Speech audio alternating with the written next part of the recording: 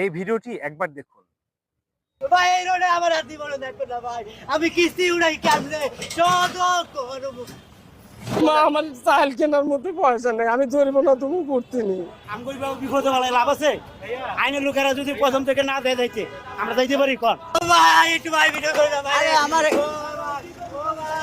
ও ভাই আমি আমার মত না গায়া ওরা রাম রে ও মোর আল্লাহ গো, ও আমার আল্লাহ গো, আমি আল্লাহ আল্লাহ গো কিস্তি উড়ে রেখেছি, আল্লাহ কি করবো? ও আল্লাহ কি করবো? একটা বার মাফ করেন ভাই। ও ভাই আমি যেতে গিয়েছে ভাই এই রোডে আমার হাতি বড় দেখো না ভাই, আমি কিস্তি উড়াই কেমনে শত করবো। ধরেন ধরেন ধরেন। ও ভাই আমার ও ভাই রে বাপ ভাই রা দাদু ও ভাই ওরে একটা আমার সুযোগ দে। আমি এখানে দোষ মনে করি প্রশাসনের।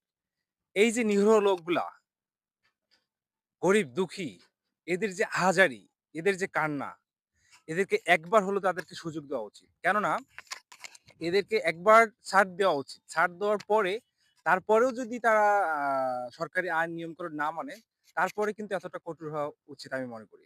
কেননা যারা রিক্সা চালাচ্ছে প্রত্যেকটা মানুষ হচ্ছে অসহায়, গরিব, দারিদ্র, এবং তাদের কিন্তু কারোরই এই নিজের রিক্সাগুলোই না। তো আমাদের এই রিক্সাগুলি ভেঙে দেওয়ার আগে অন্তত ভাবা উচিত ছিল যে তারা হচ্ছে এই রিক্সার জরিমানা কিভাবে দিবে। আপনারা রিক্সাটা তাদের ভেঙে দিলেন, গুঁড়ে দিলেন, বুঝলাম সরকারের আইন তাদেরকে জোর করে মানাচ্ছে, সেটাও বুঝলাম, অনেক ভালো।